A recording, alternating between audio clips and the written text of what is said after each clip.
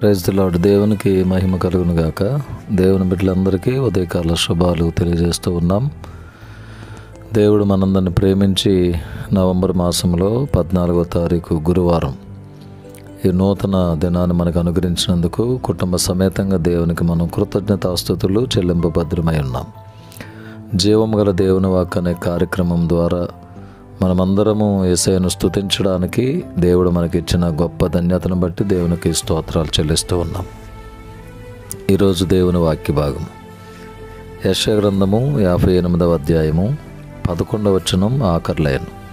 యెషయా గ్రంథము 58వ అధ్యాయము 11వ వచనం చివరి లైన్. నీటి ఊట వలెను ఉండెదవు, నీటి ఊట వలెను ఉండెదవు. దేవునికి ఇష్టానుకూలముగా ఉపవాసము చేయుట ద్వారా కలుగు ప్రయోజనములు ప్రవక్త అయినటువంటి యెషయా గారు తెలియజేస్తూ ఉన్నారు. ఈ మాట ఆయన సెలవిస్తూ ఉన్నాడు. నీటి ఊట వలె ఉండెదవు. నీటి ఊట వలె ఉండటం అంటే ఒక మాటలో మనకు అర్థం కావాలంటే ఫలిస్తావు, ఫలించేది జీవితం, ఫలభరితమైన జీవితం. ఎప్పుడూ ఫలభరితమైన జీవితమే, ఇక మన దాంట్లో డౌట్ లేదు. ఎప్పుడు ఎల్లప్పుడూ కూడా ఫలభరితమైన జీవితం. నీటి ఊట ఎలా ఉంటుందో మనకు తెలుసు. ఎప్పుడూ ఉబుకుచూ ఉండేటటువంటి నీటి ఊట వలె మనం ఉంటామని దేవుడు వాగ్దానం ఇస్తున్నాడు. నీటి ఊట ఎలా ఉంటుందో మనందరికీ తెలుసు కదా. మన ఆధ్యాత్మిక జీవితంలో ఇది లేదు, అది లేదు, డబ్బులు లేవు, బియ్యం లేవు, లేకుంటే ఇంట్లో అది లేదు, ఒంట్లో బాగలేదు, ఇదేం చెప్పలేము. ఇక ఎప్పుడు కూడా నీటి ఊట వలె అంటే ఎప్పుడు ఫలభరితమైన జీవితం జీవించే ఆ ధన్యత దేవుడు మనకిస్తానని వాగ్దానం చేస్తున్నాడు. ఈ విధమైన బాధ లేకుండా ఎల్లప్పుడూ కూడా ఉబుకుచుండు నీటి ఊట వలె మనం ఉండాలని దేవుని ఆలోచన కూడా.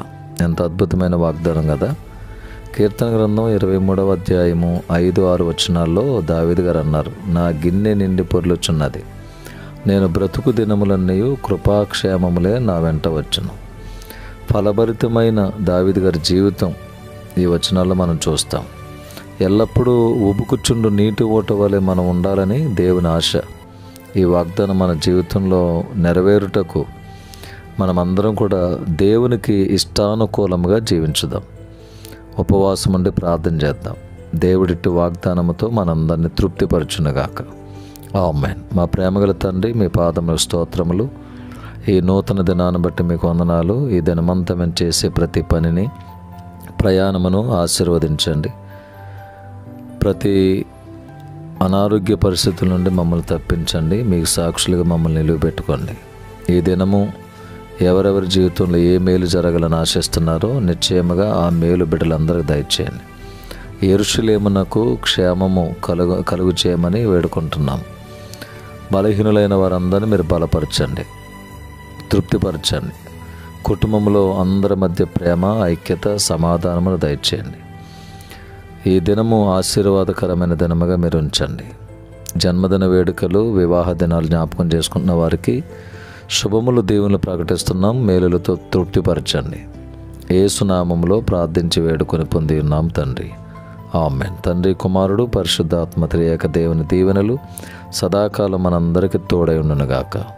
ఆమేన్. May God bless you all. May God bless our India.